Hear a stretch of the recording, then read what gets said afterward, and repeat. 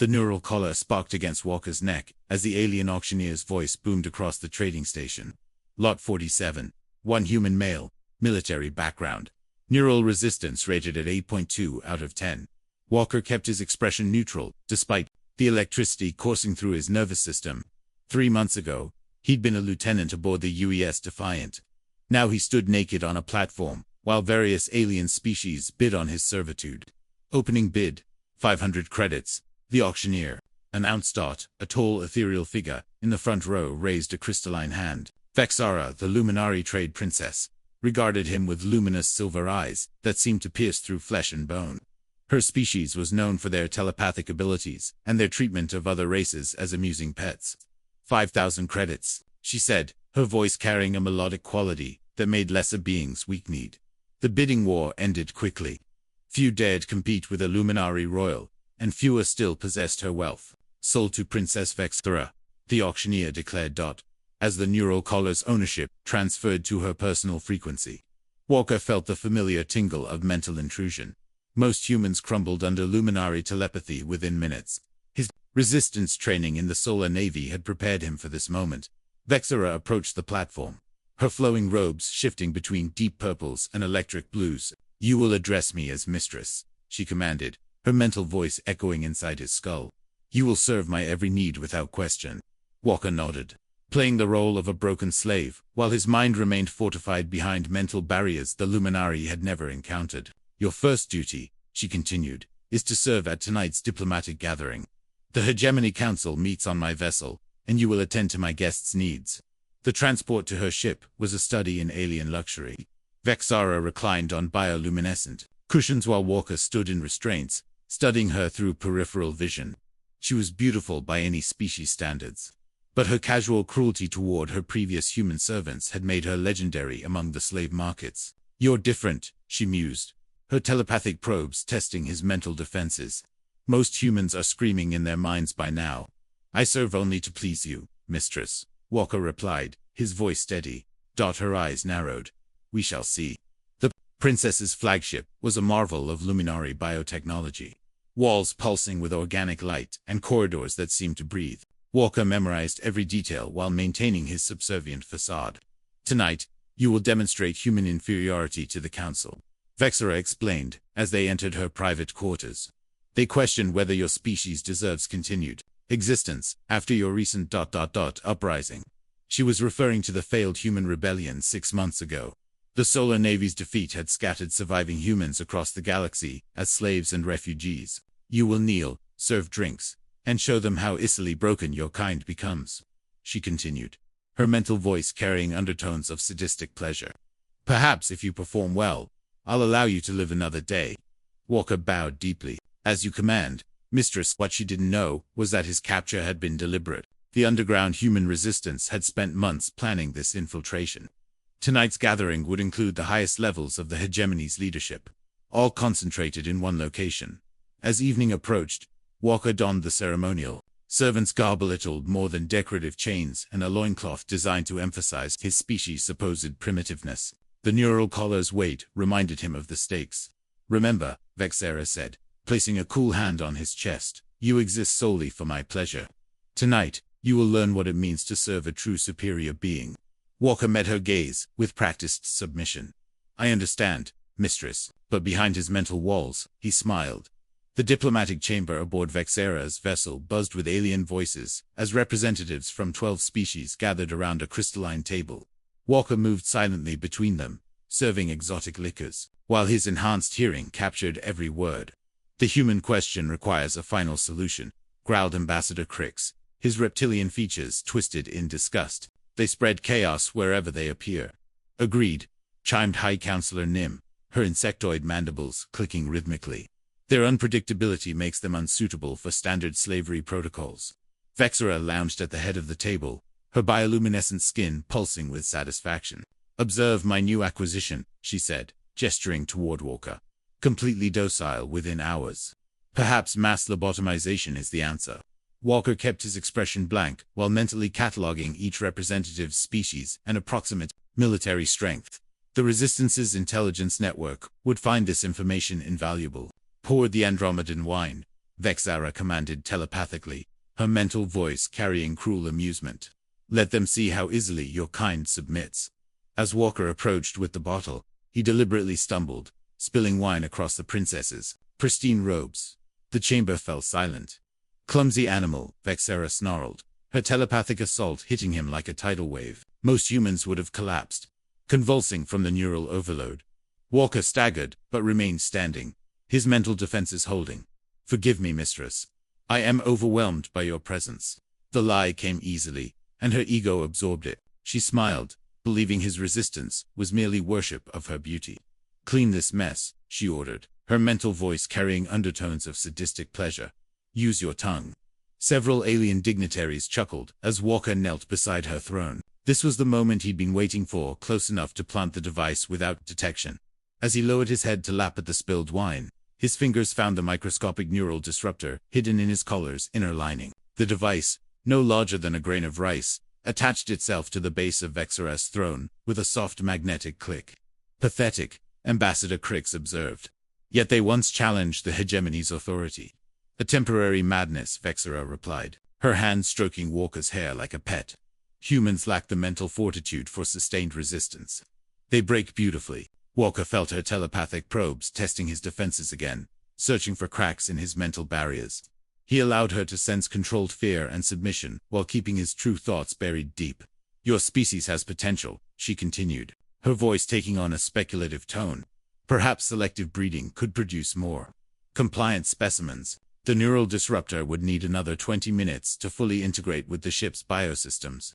Walker had to maintain his cover while the device worked its way through the vessel's neural pathways. High Counselor Vexara addressed the insectoid representative. What news from the outer colonies? 3 more human cells eliminated last week, Nim reported with satisfaction. Their resistance movements lack coordination. Each group operates independently. If only they knew, Walker thought. The apparent lack of coordination was deliberate, a decentralized network designed to survive.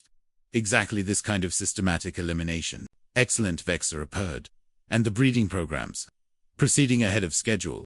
We've identified genetic markers associated with increased docility. Walker's jaw tightened involuntarily. The breeding programs were one of humanity's greatest. Horus, the systematic genetic modification of captured humans to create more compliant slaves. Vexara noticed his reaction immediately. Does something disturb you, pet? No, mistress, Walker replied quickly. I merely ... mourn my species' weakness. Her laughter was like crystal bells. Such honesty. How refreshing. The neural disruptor continued its work, sending microscopic tendrils through the ship's biological systems. Soon, every major function would be under Walker's control: life support, navigation, weapons, and most importantly, the neural collar network. Perhaps, Vexara mused, we should provide a demonstration of human compliance for our guests. Her mental commands hit Walker like physical blows, demanding he perform increasingly degrading acts. He complied with each order, playing the broken slave while his mind remained free. Strip, she commanded aloud for the benefit of their audience. Show them how completely you surrender. As Walker began removing his ceremonial garments, he caught a brief flicker from the neural disruptor. Integration was nearly complete. Faster, Vexara demanded, her telepathic voice carrying waves of dominance. Crawl to me. Walker dropped to his hands and knees, crawling across the cold floor, while alien dignitaries watched with amusement. Each humiliation was stored away, fuel for what was coming. Now, Vexara said, her voice thick with power, beg for the privilege of serving your betters. Walker raised his head, meeting her luminous eyes. Please, mistress, allow me to serve you. Her smile was predatory. Good, very good. The neural disruptor pulsed once, then went silent. Integration was complete. Every system aboard the Princess's flagship now answered to Walker's will. It was time to turn the tables. Walker remained kneeling as Vexara's guests murmured their approval. The princess leaned forward, her bioluminescent skin rippling with satisfaction. Such a willing slave, she purred, her mental voice dripping with condescension. Perhaps humans do have their uses after all. Indeed, Ambassador Crix agreed, his reptilian eyes gleaming, though I still favor complete extermination. The neural disruptor had been active for 3 minutes. Its microscopic filaments now integrated throughout the ship's biological systems. Walker felt the vessel's functions like extensions of his own body: weapons, shields, life support, even the neural collar network that controlled every slave aboard. "Stand," Vexera commanded telepathically. "I want our guests to see how completely broken you are." Walker rose slowly, his movements deliberately uncertain. "As you wish, Mistress." Telepathic probes continued testing his mental defenses, but she found only what he wanted her to find: a surface layer of fear and submission, wrapped around what appeared to be a shattered psyche. "Remarkable," High Counselor Nim observed. "Complete psychological collapse in under 6 hours.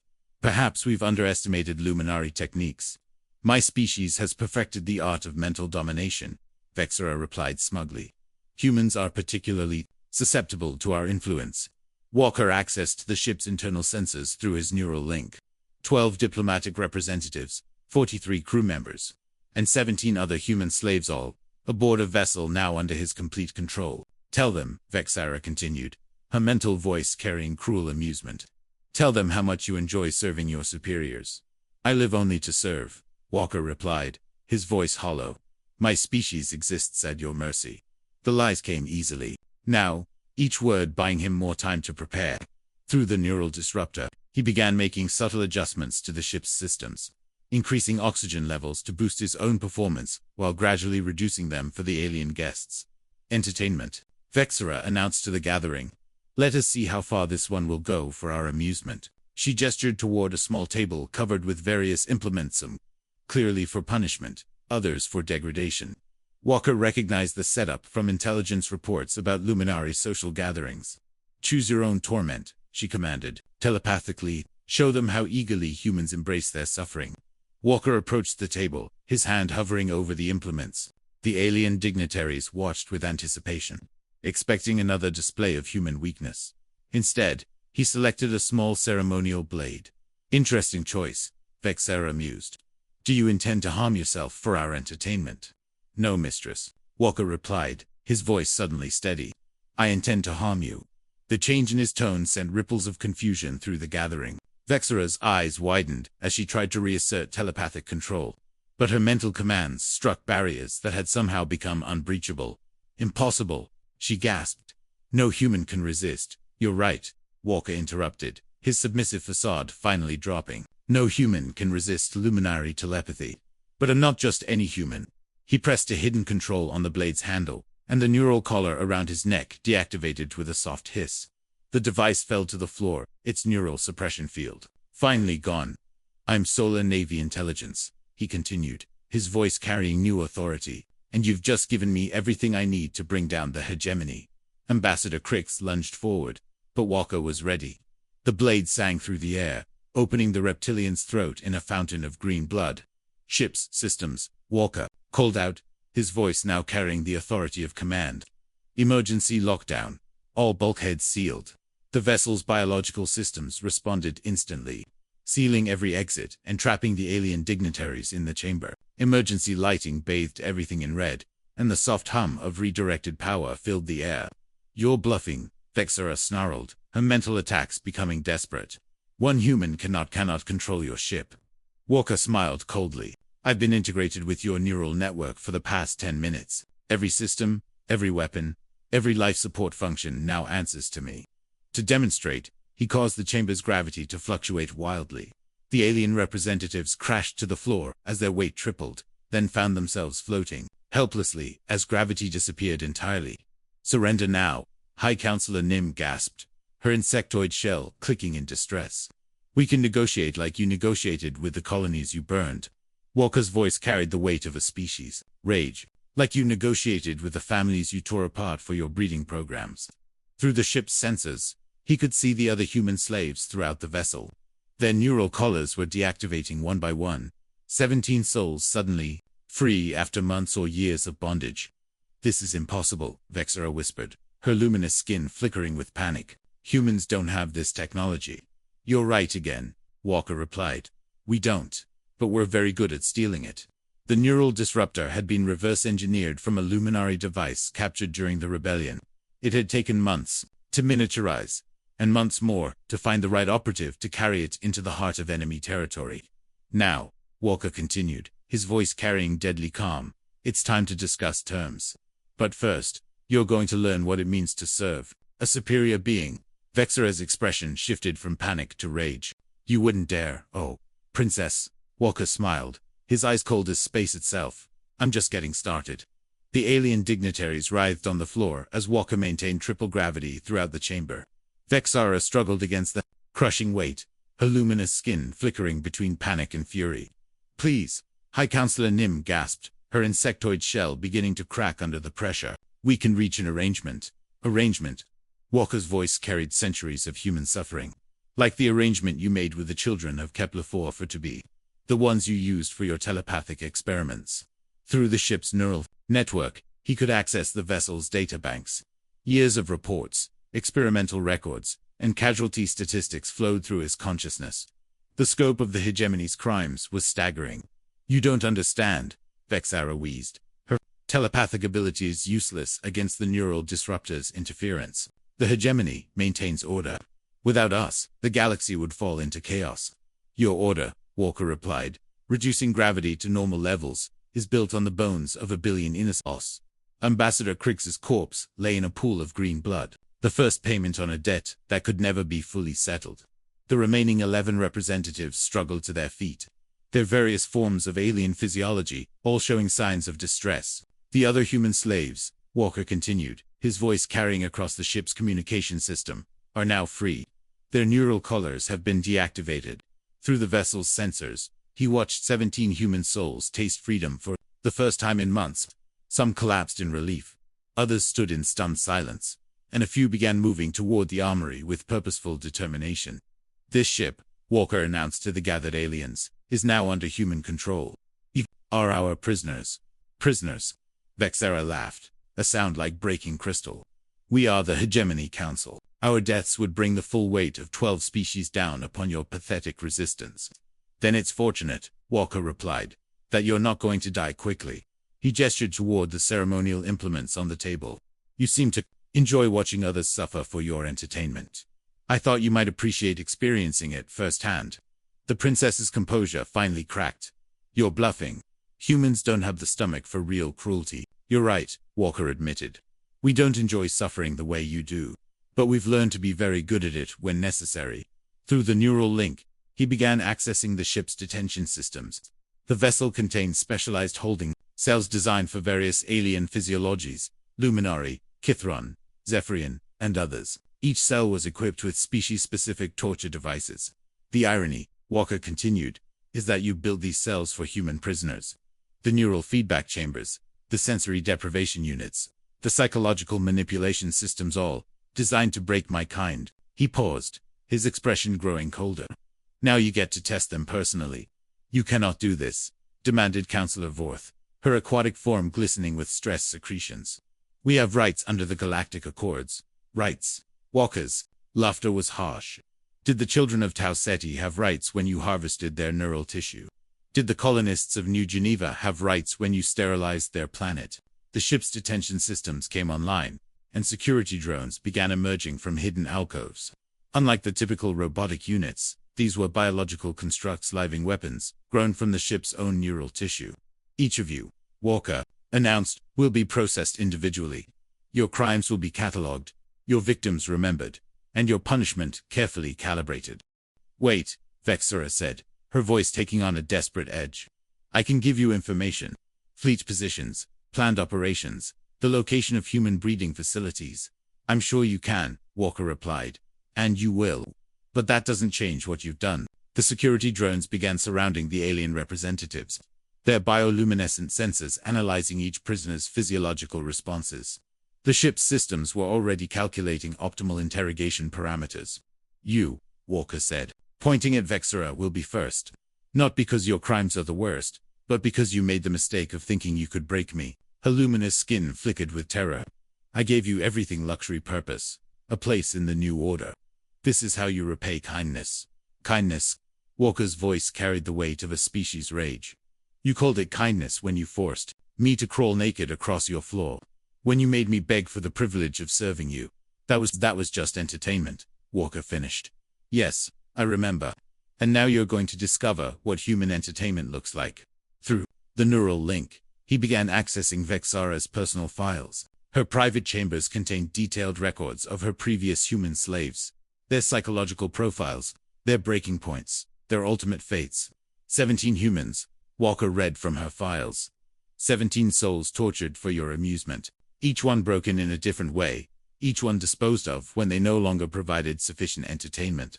Vexara's protests died in her throat as the security drones closed in. Their bioluminescent tendrils began interfacing with her nervous system, mapping her pain receptors and psychological vulnerabilities. "Please," she whispered, her arrogance finally cracking. "I can change. I can be better." "So could they," Walker replied. "But you never gave them the chance." The chamber fell silent, except for the soft hum of the ship's systems and the wet sounds of the security drones beginning their work. Walker watched without emotion as the princess who had ordered him to serve her was prepared for a very different kind of service. "Now," he announced to the remaining prisoners, "let's discuss your individual cases. We have all the time in the galaxy." The security drones completed their initial analysis of Vexara's nervous system, their bioluminescent displays pulsing with data. Walker studied the readouts through his neural link, cataloging every pain receptor, every psychological vulnerability, every method her own species had developed for breaking prisoners. "Fascinating," he murmured, his voice carrying cold scientific interest. "Your neural architecture is remarkably similar to the humans you've tortured. The same pain centers, the same fear responses, the same psychological breaking points." Vexara struggled against the drone's restraints, her luminous skin flickering between terror and rage. "You're making a mistake. My death will bring retribution you cannot imagine." "Who said anything about death?" Walker replied. "Death is quick, merciful. You taught me that suffering is an art form."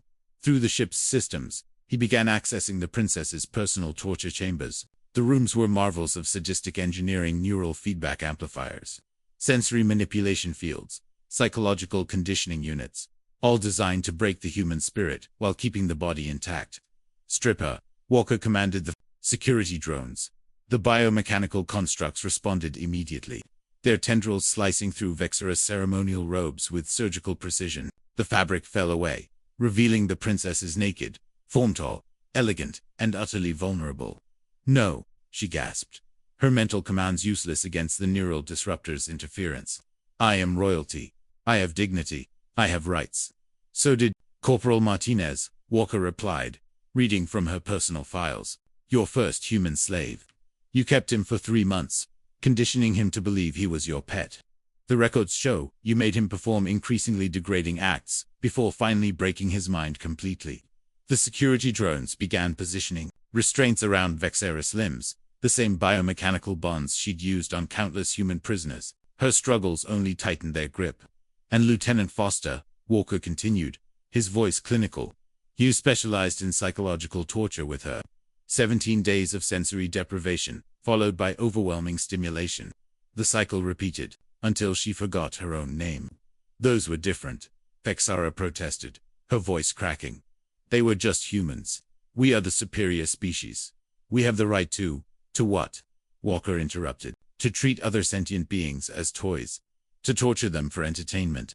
The drones lifted her naked form, carrying her toward the chamber's exit. The remaining alien dignitaries watched in horror as their colleague was transported to her own torture facilities. "Where are you taking her?" High Counselor Nim demanded, her insectoid shell clicking nervously. "To the neural conditioning suite," Walker replied. She was so proud of its design. Every human who entered never left unchanged. Through the ship's sensors, he watched the drones secure Vexara in the same restraint system she'd used on her victims. The irony was, exquisite princess who had ordered him to serve her was now completely at his mercy. "Please," she begged, as the neural interfaces lowered toward her skull. "I can give you anything. Information, resources, other prisoners. You can give me justice," Walker replied, his voice carrying across the ship's communication system. "Not just for the 17 humans you personally tortured, but for every innocent life the hegemony has destroyed." The neural conditioning suite activated, its bioluminescent displays casting eerie shadows across Vexara's naked form. The same systems that had broken human minds now began their work on alien consciousness. "The beauty of your own technology," Walker observed, "is its precision. Every neural pathway mapped, every psychological trigger catalogued. You won't lose your mind, you will simply learn to serve." Back in the main chamber, The remaining prisoners watched the display screens with growing horror. Vexara's face, twisted in agony, filled the monitors as the conditioning process began. "This is barbaric," Counselor Vorth gasped. "We are civilized beings." "Civilized?" Walker laughed harshly. "You call genocide civilized? You call slavery civilized? You call the systematic torture of children civilized?" Through the neural link, he began accessing the ship's historical records. File after file of human suffering filled the disc. Worlds burned, families separated, children subjected to horrific experiments. "Your hegemony," Walker continued, "has committed crimes against every definition of civilization. You've turned cruelty into policy, suffering into science." The conditioning process continued, and Vexara's screams echoed through the ship's communication system. But Walker felt no satisfaction, only the grim necessity of justice long delayed. "She's learning," he announced to the remaining prisoners, "to understand what it means to be helpless, to be at the mercy of beings who see you as nothing more than an object for their amusement." Through the monitors, they could see the princess's resistance crumbling. Her mental barriers, so effective against human telepathy, were useless against her own species' conditioning technology. Soon, Walker continued, she begged for the privilege of serving others. She crawled naked across floors, performed degrading acts, and thanked her captors for the opportunity. The security drones in the main chamber began moving toward the remaining prisoners. Each alien representative would face individual processing, their crimes catalogued, and their punishments carefully calibrated. "But first," Walker said, his voice carrying deadly calm, "she needs to learn proper submission, and you're all going to watch." The neural conditioning suite hummed with biomechanical precision as Vexara's consciousness was systematically dismantled and rebuilt. Walker watched through the ship's sensors as the princess who had commanded him to crawl now writhed helplessly against restraints of her own design. "Processing complete," the ship's AI announced in melodic tones. "Subject exhibits full compliance." Parameters. On the monitors, Vexara's expression had changed from defiant rage to vacant submission. Her luminous skin pulsed with subdued patterns, and her eyes held the hollow look Walker had seen in too many human slaves. "Bring her back," he commanded the security drones. The biomechanical constructs transported the princess to the main chamber, her naked form limp and pliant. They deposited her on the cold floor before the gathered alien dignitaries, who stared in horror at their colleague's transformation.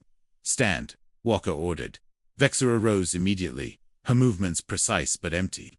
The proud luminary noble, who had purchased him hours ago, was gone, replaced by a broken shell programmed for absolute obedience. "Tell them," Walker continued. "Tell them what you are now." "I am a slave," Vexara replied, her voice monotone. "I exist to serve. My will is not my own." High Counselor Nim's mandibles clicked in distress. "This is an abomination." "You've destroyed her mind, have I?" Walker asked. "Or have I simply used her own methods? The same neural conditioning she used on 17 humans. The same psychological breaking techniques she perfected over years of experimentation." Through the ship's systems, he began displaying Vexara's personal research files.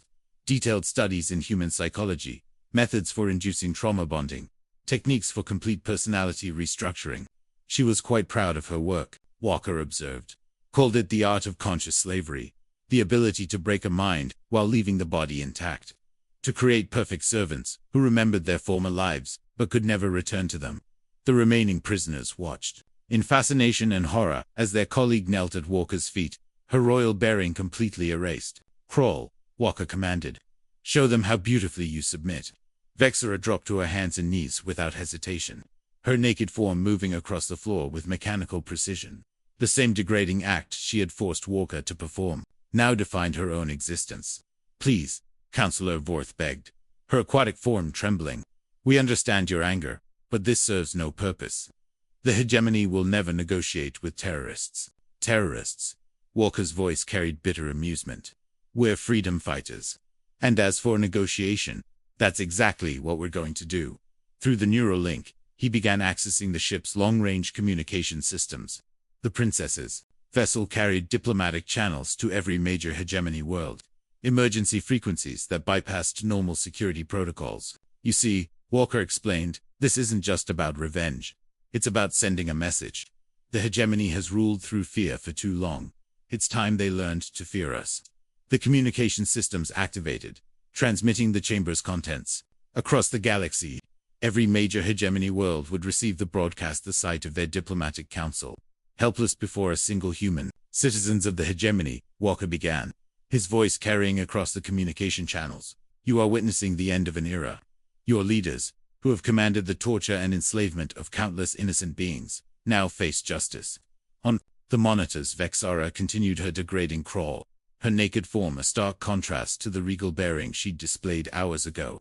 This is your princess, Walker continued, the same noble who purchased me at auction this morning, who commanded me to serve her every need, to demonstrate human inferiority before your council. The security drones began moving toward the remaining prisoners, their bioluminescent sensors analyzing each alien's physiological responses.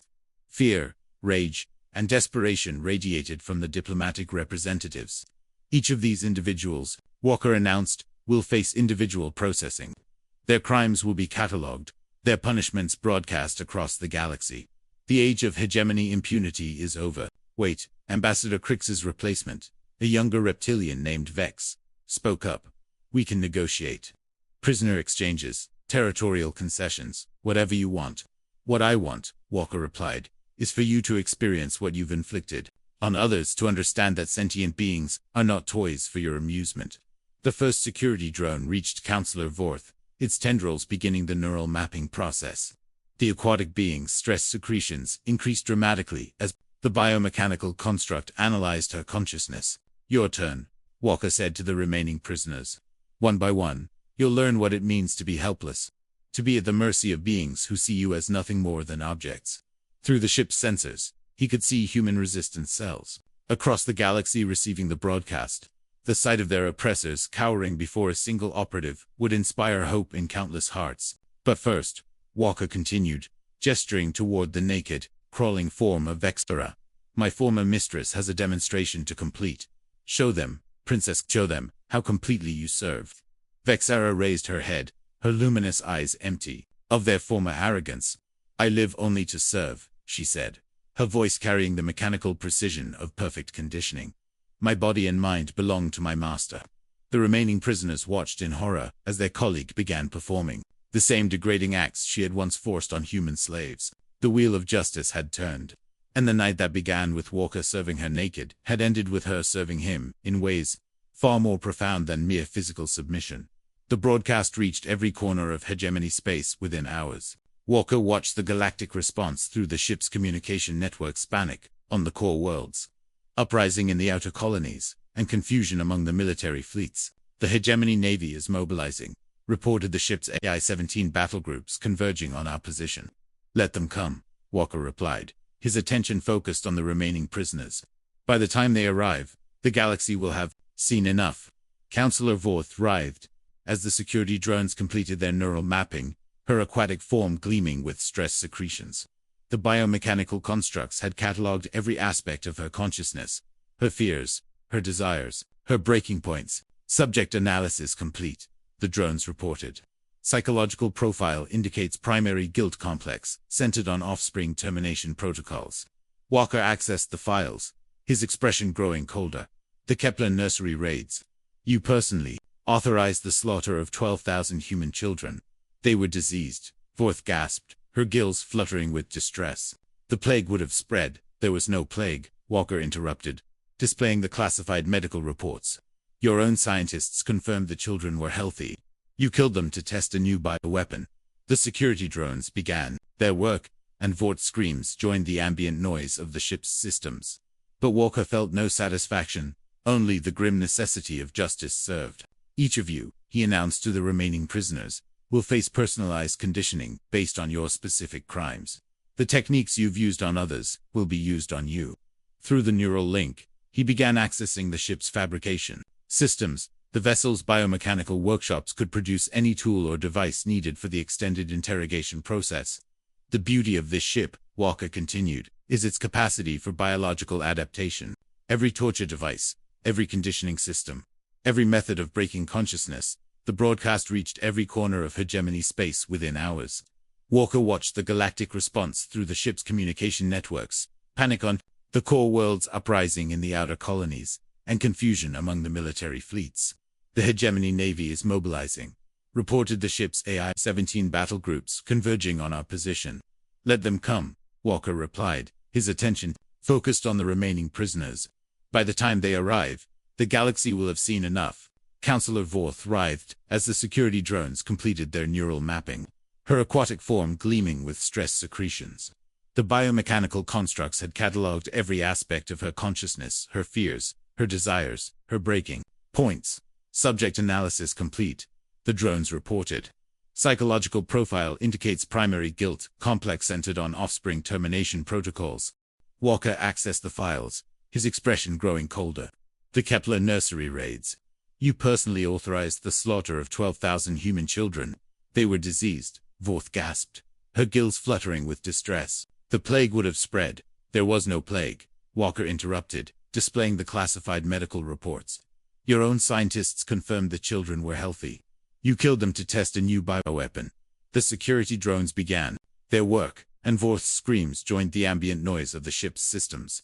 But Walker felt no satisfaction, only the grim necessity of justice served. Each of you, he announced to the remaining prisoners, will face personalized conditioning based on your specific crimes. The techniques you've used on others will be used on you. Through the neural link, he began accessing the ship's fabrication systems. The vessel's biomechanical workshops could produce any tool or device needed for the extended interrogation process. The beauty of this ship, Walker continued, is its capacity for biological adaptation. Every torture device, every conditioning system, every method of breaking consciousness, all can be modified for different species. On the monitors, Vexara continued her mechanical servitude, her naked form a stark reminder of how completely power could be reversed. The princess who had commanded absolute obedience now existed only to obey. Master, she said, her voice carrying the hollow precision of perfect conditioning. How may I serve you? Walker gestured toward the remaining prisoners. Demonstrate to them what awaits. Show them the price of arrogance. Without hesitation, Vexara began performing the same degrading acts she had once forced on human slaves. Her royal bearing was completely erased, replaced by the mechanical precision of a broken mind. Stop this, High Counselor Nim demanded, her insectoid shell clicking with agitation. This serves no purpose beyond sadism. Purpose, Walker laughed harshly. The purpose is justice. Every humiliation, every degradation, every moment of suffering, you earned it through your actions. The security drones moved to the next prisoner, a crystalline being named Keth, whose species had perfected the art of memory extraction. The biomechanical constructs began their analysis, mapping the alien's unique neural architecture. Interesting, Walker observed as the data flowed through his consciousness. Your people can experience memories as if they were their own. How convenient for what's coming. Through the ship's systems, he began accessing the vessel's memory banks. Thousands of hours of recorded human suffering, filed away for research purposes, now became raw material for justice. You're going to experience every moment, Walker announced to Keth. Every death, every scream, every broken soul of it will become part of your consciousness. The crystalline being's form began to fracture under stress. That would drive any mind to madness. Then you'll understand what you've inflicted on others, Walker replied coldly. The families torn apart, the children traumatized, the entire species pushed to the brink of extinction. The memory extraction process began, and Keth's form pulsed with alien agony. But Walker had no time for individual suffering. The galaxy was watching, and the message had to be complete. Citizens of the hegemony, he announced through the communication channels, witness the fall of your oppressors. These individuals, who have commanded the torture and enslavement of countless beings, now face the consequences of their actions. Through the ship's sensors, he could see the effect of the broadcast. Human resistance cells were emerging from hiding, emboldened by the sight of their oppressors cowering. Several colony worlds had already declared independence, their governors fleeing rather than face popular uprising. The age of hegemony rule is ending, Walker continued. Not through conquest or destruction, but through the simple application of justice. You will learn that sentient beings are not toys for your amusement. The remaining prisoners watched in horror as their colleagues were processed one by one. Each faced conditioning specifically designed for their species and crimes, their breaking points carefully mapped and exploited. Please, Ambassador Vex begged, his reptilian form trembling. We can change. We can reform the system. Reform. Walker's voice carried bitter amusement. How do you reform genocide? How do you reform slavery? How do you reform the systematic torture of children? Through the neural link, he began accessing files from the deepest levels of the ship's memory banks. Project Mindbreak, the genetic modification programs, the experimental facilities hidden throughout Hegemony Space, all of it laid bare for the galaxy to see. These are your reforms, Walker announced, displaying the classified documents. Plans for more efficient slavery, improved torture techniques, better methods for breaking the human spirit. The security drones completed their work on Kith. The crystalline being's form now pulsing with the stored agony of 1,000 human deaths. The alien's mind had been fundamentally altered, forced to experience every moment of suffering its species had inflicted. 2 down, Walker observed, his attention turning to the remaining prisoners. 9 to go. But the ship's sensors were detecting something new: massive energy signatures, approaching from multiple vectors. The Hegemony Navy had arrived ahead of schedule, and they were bringing everything they had. Master Vexara said, her conditioned voice carrying no emotion. The fleet approaches. How shall we serve your will? Walker smiled coldly. The princess who had purchased him as a slave now offered to die in his service. The irony was perfect. Prepare for battle, he commanded.